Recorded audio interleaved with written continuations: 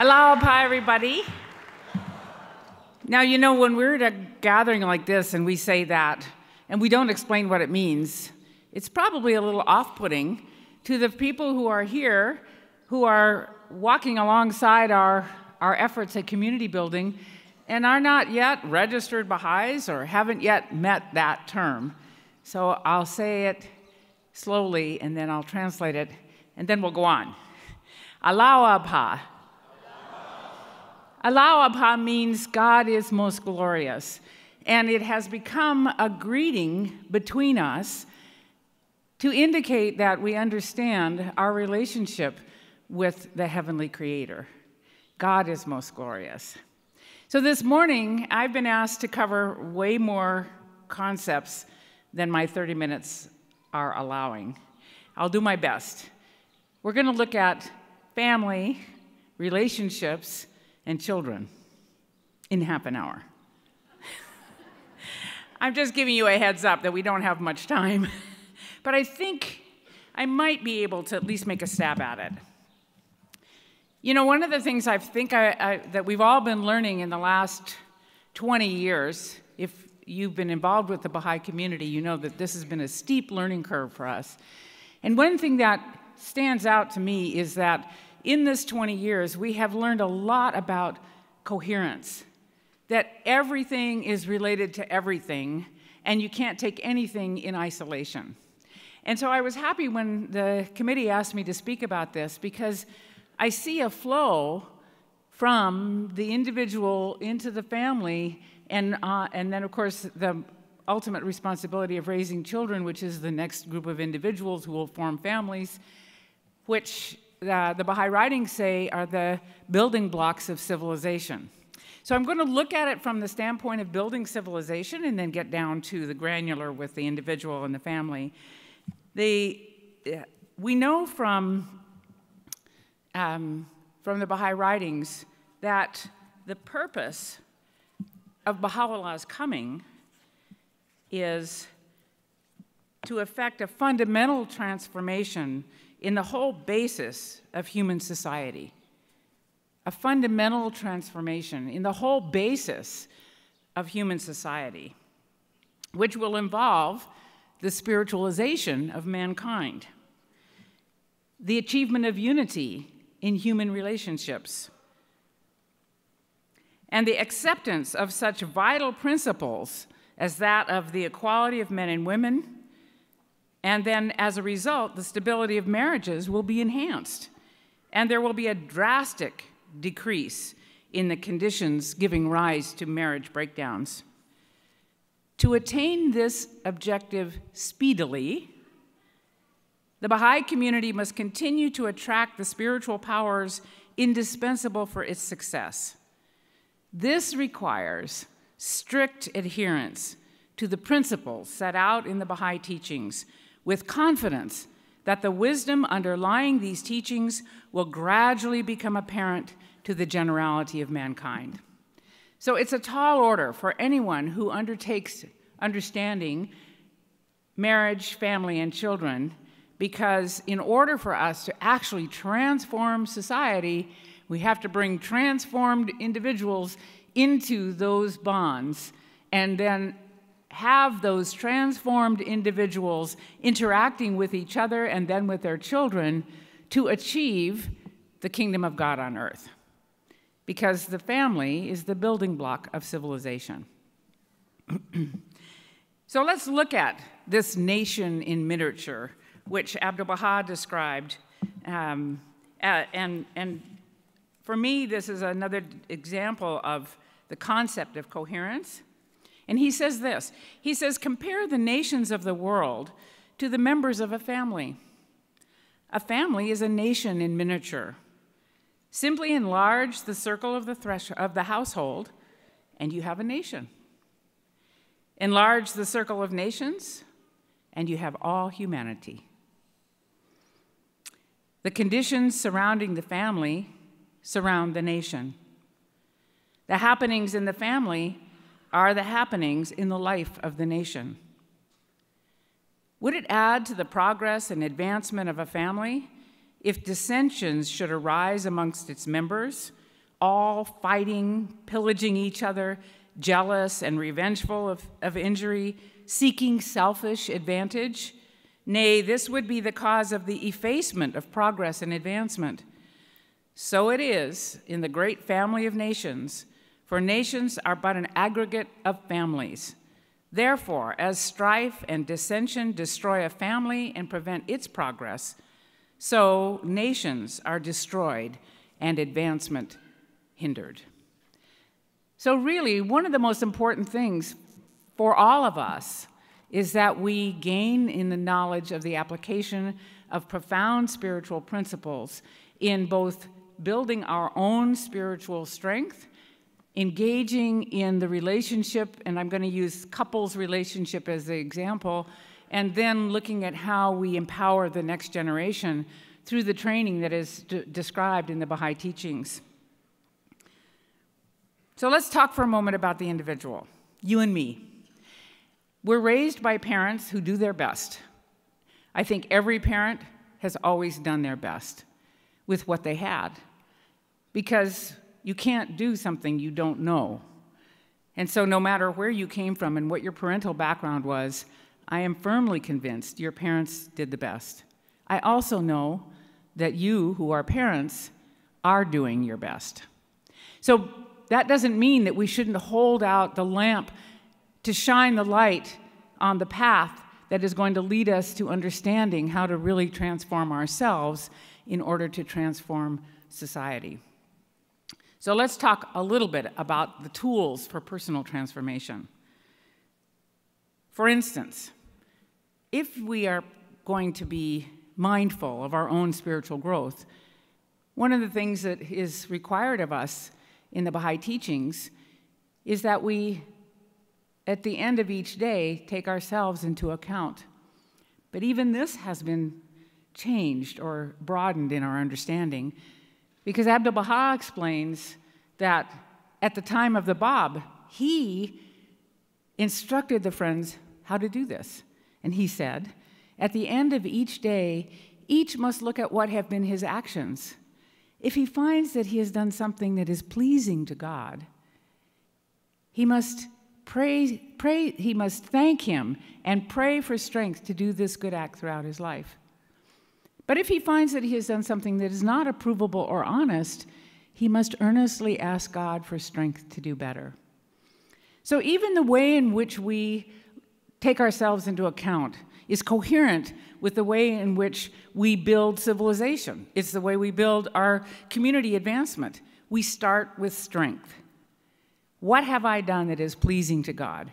We live in a culture that never even allows us to look at what we've done right. It's always about what we did wrong. But if you start that way with yourself, how on earth can you be encouraging to others? How can you avoid looking for faults? How can you raise your children in an atmosphere of love and encouragement? How do we even learn about training if our go-to with our own personal taking ourselves into account starts with our own faults? That doesn't mean we don't see them, but we start by thanking God and praying for strength to do this good act throughout our life. And then notice the language that the Bab uses. He says, but if he finds that he has done something that is not approvable or honest, he must earnestly ask God for strength to do better. So it appears to me that while we're taking ourselves into account, this is not a time to beg for forgiveness or to feel like a worm or feel like that God wouldn't even look at us because we're so bad.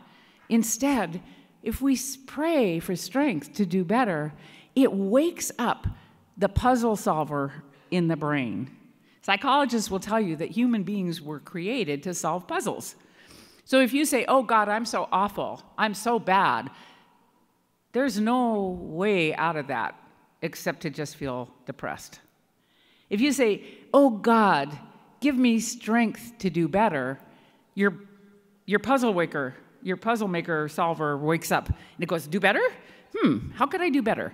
And you begin to replay, and you begin to do a little role-playing in your mind, and you begin to think about another thing you would do the next time you find that self, and you stick that tool in your pocket, and the next time you're encountering a similar circumstance, you've done some thinking about it. You've made a decision about what you're going to try next, It's basically a reflection meeting with yourself. You make a plan, you act, then you have a chance to reflect. How'd it work? Was this a good plan? Did it work?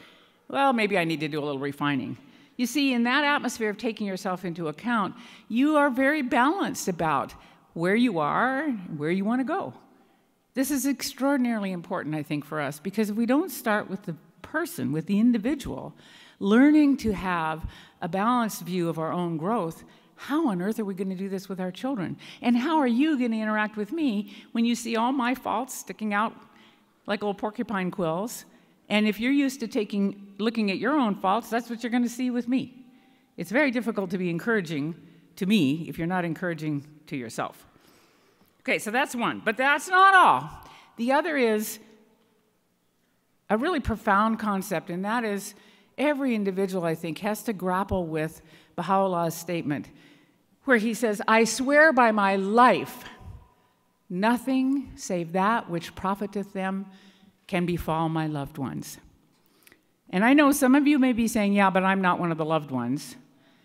It doesn't say chosen ones, it doesn't say saints, it says my loved ones. And he defines my loved ones in this way. I loved my creation, hence I created thee. Thee means you. So if you're reading it, you know you're one of the loved ones, by definition. So I loved my creation, hence I created thee, is the description of the act of creation. It's an act of love, about love.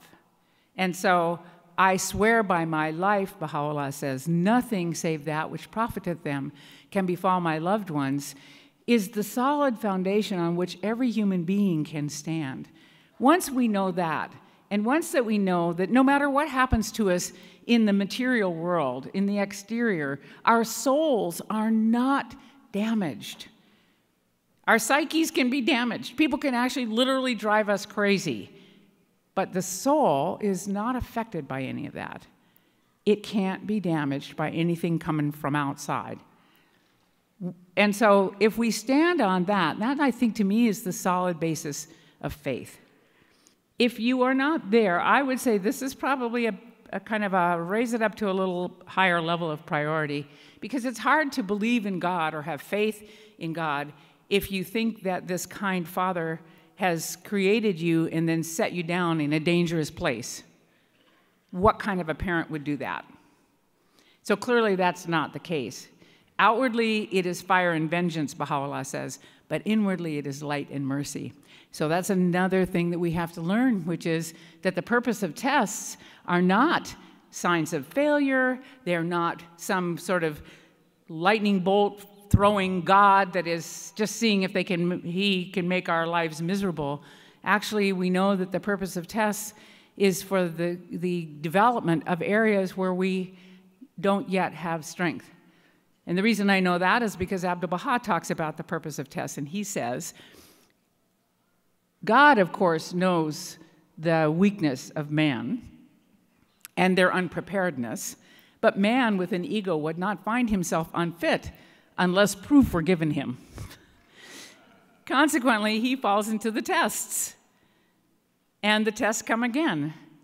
And gradually, remorse and regret tend to root out the weakness, and then the tests come in greater degree, until it is shown that what was once a former weakness becomes a strength, and the power to overcome evil.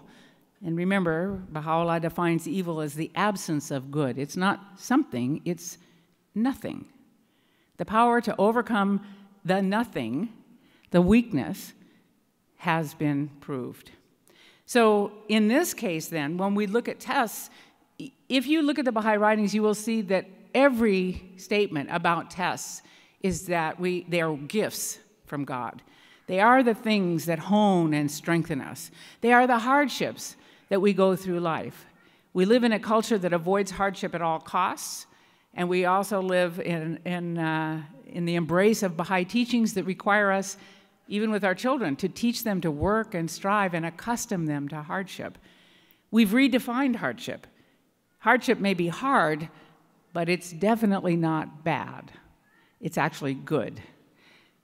But this also is a reframing of our whole view of ourselves and others and our relationship to them. As we see people going through hardship, unfortunately, many cultures view that as a sign of failure. It's a moral failure. It's some sort of a spiritual deficiency. And so we unfortunately, we often fall into the judgmental attitude because we're judging ourselves and we're also judging others. I think in the future, the Baha'i community and the world community, as we learn to embrace these principles and actually apply them, we will see that when someone is going through a hardship, they're going through a growth spurt. And we may be even envious of what they will attain at the end of this growth spurt. There's a wonderful statement by Abdu'l-Baha where he says, the more difficulties one sees, the more perfect one becomes. And then he describes all these things. He says, the more you cut the branches of a tree, the higher and stronger it grows. The more you put the gold in the fire, the purer it becomes. The more you sharpen the steel by grinding, the better it cuts. And he goes on with more. And then he's writing this to an individual, a woman named Corinne True, who had had tremendous hardships and difficulty in her life. And at the end, he says, therefore, I am happy that you have had many difficulties, that you have had many sorrows. For this I am very happy. Strange it is that I love you, and still I am happy that you have had many sorrows. So we have to redefine our lives and see our difficulties as growth spurts. So if an individual does all of this, and then marries someone and brings those attitudes into that marriage, they've learned to overlook faults. They've learned to work in harmony together. Then they're in a better position to be able to raise those children. I want to say one more thing about that individual that we're raising up here, and that is the Baha'i writings are very clear that unity is not just some high-minded aspiration, some sort of castle in the air, some vague and pious hope. Unity is actually hard work, but it has rules. So among the rules are, it is not allowable for us to focus on faults. We have to completely avoid fault-finding. And its companion, the other side of the coin, backbiting. In fact, Abdu'l-Baha said the most hateful characteristic of man is fault-finding. The most hateful characteristic of man is fault-finding. So we live in a society which makes fault-finding, takes it to a high art. Everything is about fault-finding. We feel absolutely free to criticize left, right, and center, feeling like that is the way we're going to solve the problems of the world. And the most hateful characteristic of man is fault-finding. And of course, backbiting is its evil twin, because it's just about who you tell.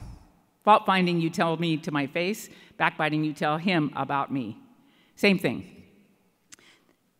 The other tool that I think is important for Baha'is is the art of letting not your heart be offended with anyone. This is also a requirement.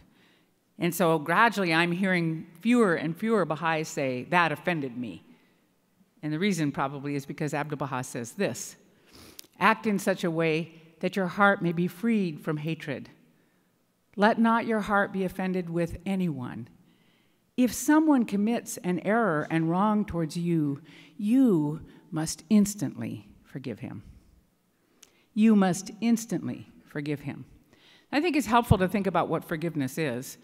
Forgiveness doesn't mean to absolve someone of their crime. You know, we have the language in English is a little bit backwards, because if I say, oh, please forgive me, you say, that's all right. What you really mean is, I'm okay. My heart's good with you. But even the language, that's all right, implies that what you did wasn't wrong. It's not my job to judge whether what you did was wrong or not. Forgiveness actually means to cease to feel resentful. It has nothing to do with you and what you did. That's between you and God. I have to have a good heart. My heart has to be in a good place, and if I walk around with resentment, it's not there, and it's cutting me off from my connection with the source of loving kindness.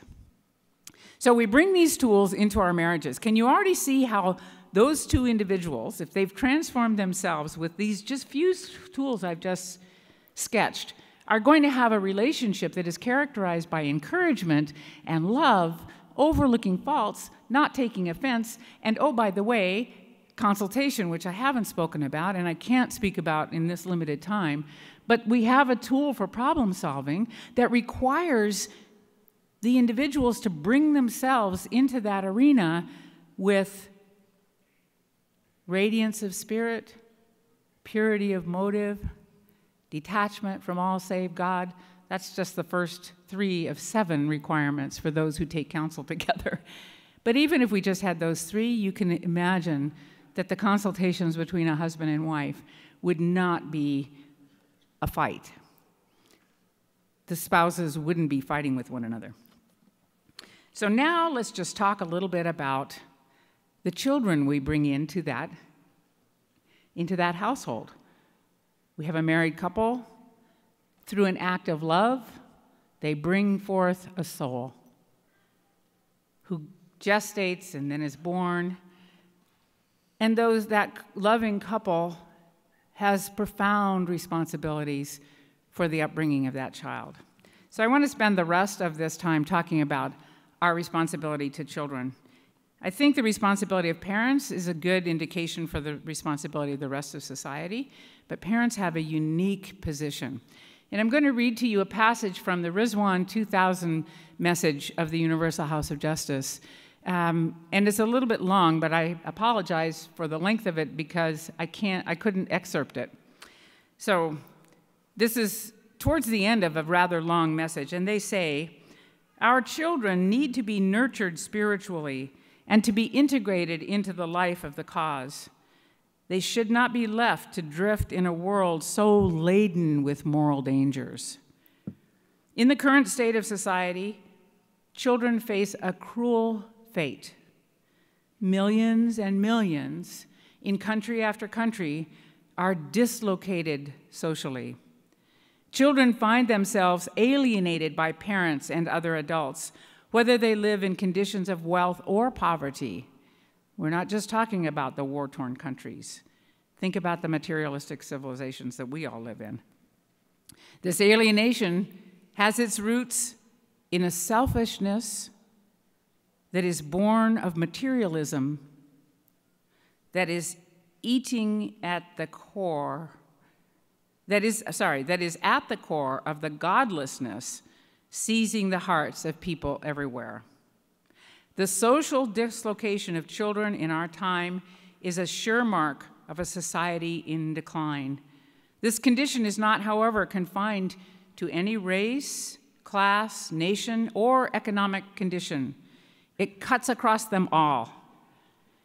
It grieves our hearts to realize that in so many parts of the world, children are employed as soldiers, exploited as laborers, sold into virtual slavery, forced into prostitution, made the objects of pornography, abandoned by parents, centered on their own desires, and subjected to other forms of victimization too numerous to mention.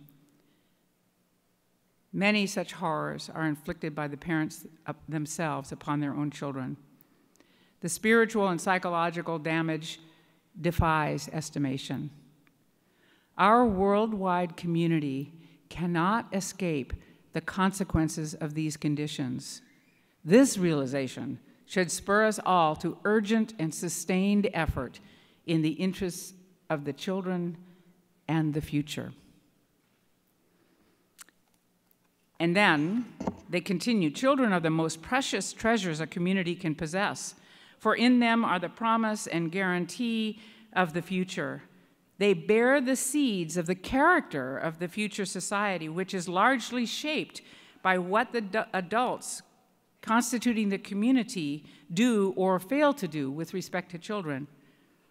They are a trust no community can neglect with impunity. An all-embracing love of children, the manner of treating them, the quality of the attention shown them, the spirit of adult behavior toward them, these are all among the vital aspects of the requisite attitude. Love demands discipline, the courage to accustom children to hardship, not to indulge their whims or leave them entirely to their own devices. An atmosphere needs to be maintained in which children feel that they belong to the community and share in its purpose. They must lovingly but insistently be guided to live up to Baha'i standards, to study and teach the cause in ways that are suited to their circumstances. And then the House of Justice gives a word to the parents. And now we wish to address a few words to parents who bear the primary responsibility for the upbringing of their children. We appeal to them to give constant attention to the spiritual education of their children.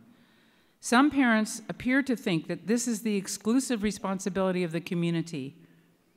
Others believe that in order to preserve the independence of children to investigate truth, the faith should not be taught to them. Still others feel inadequate to such a task. None of this is correct.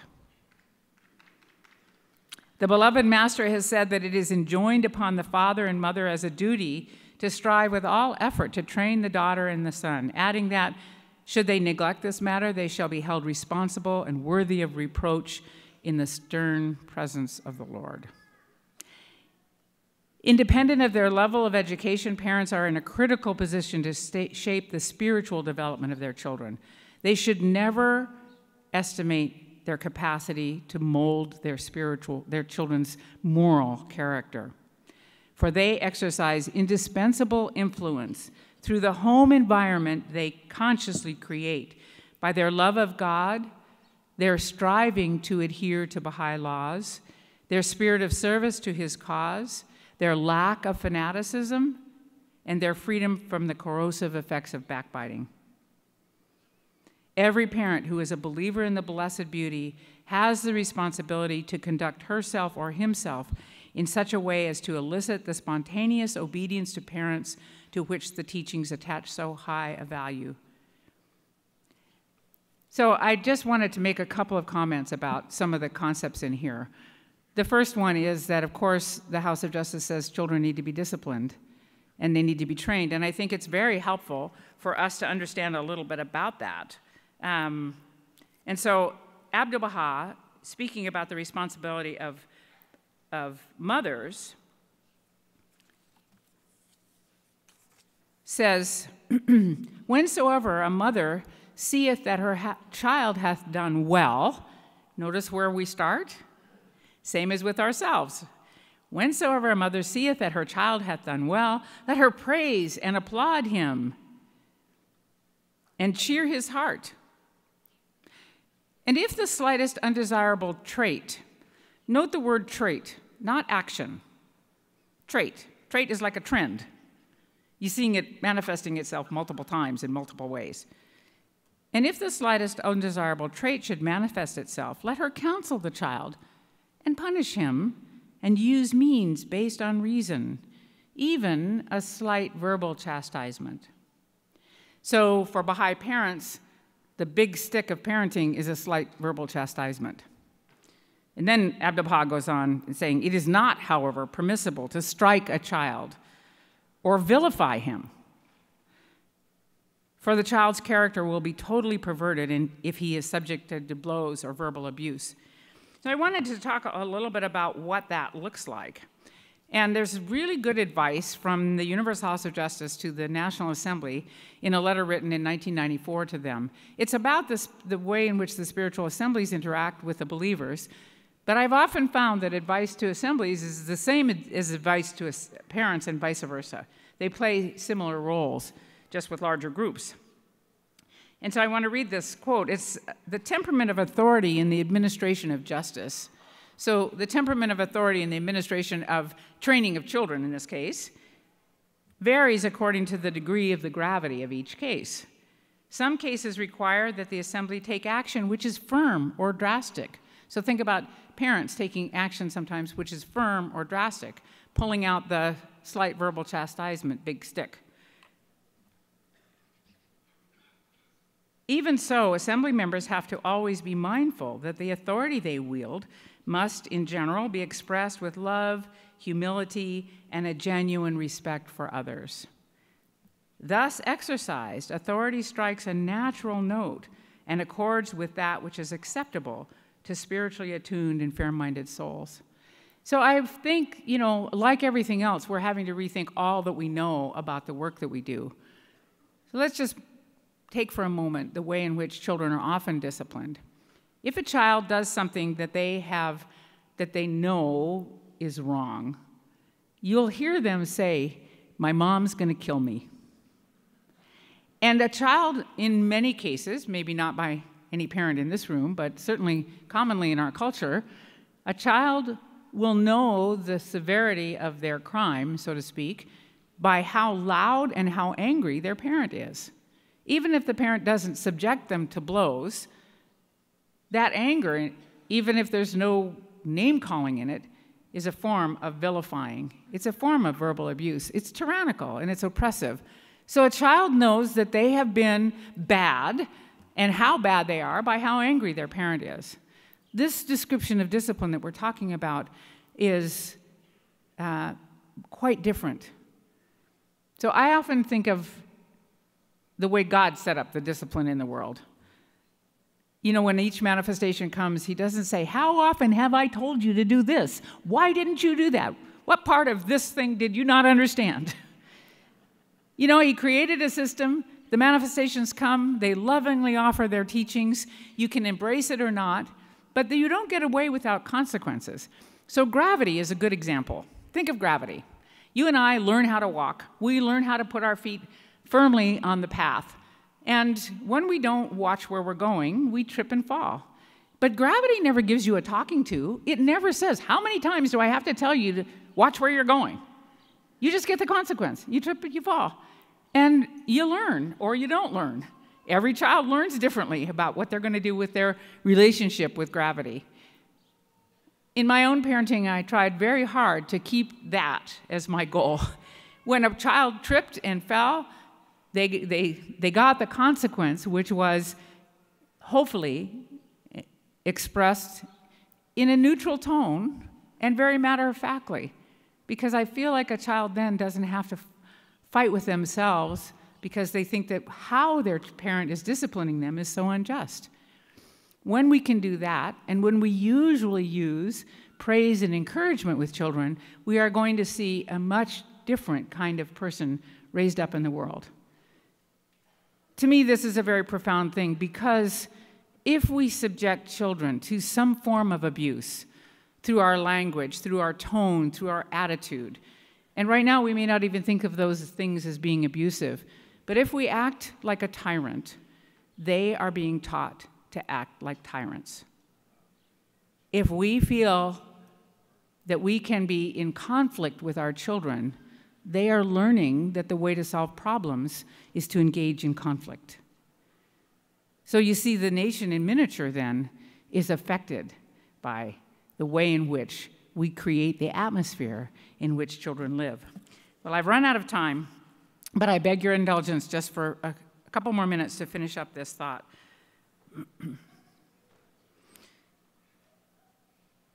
I know that there are many of you sitting out here in the audience who are parents right now, or maybe are grandparents, thinking, "Oh my God, what have I done?"